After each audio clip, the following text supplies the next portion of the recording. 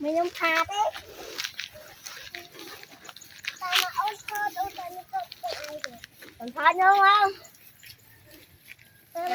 Trong lại chuyện đa ra đấy. Đang đang thử. Làm lẹ bà cỏ. Nửa mà ông để chặt ra đây nó quánh. Đây nè anh. Hơi từ đây anh. Nè bao. Ít nó chuột tiền không được gì chứ.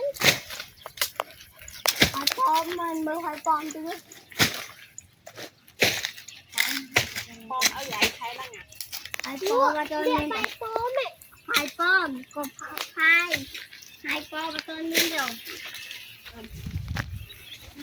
Phải con tròn tròn nhá. Đó hình ra đặt vậy.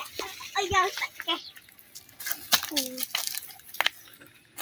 Còn con nhau không? Thôi ông đây khỏi tao mình luôn. Ơi ông ơi ông. Khỏi ông đây. Ông thấy. Thay bên. Hiểu ơi. Thế? Hiểu ơi là tôi chạy thôi. Thay men. Chàng coi gì? Con ơi.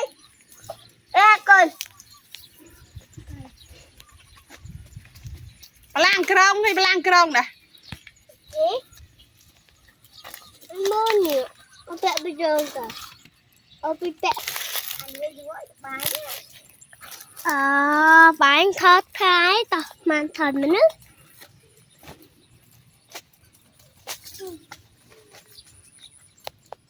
Ba đi cô đi bà.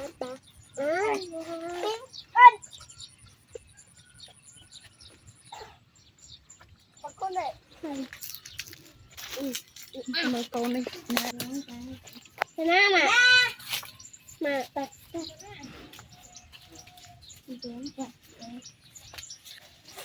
con này ta bị muôi riêng muôi năng thân này bệnh mất tai ôi bệnh mà ai cho nó nói nha cái gì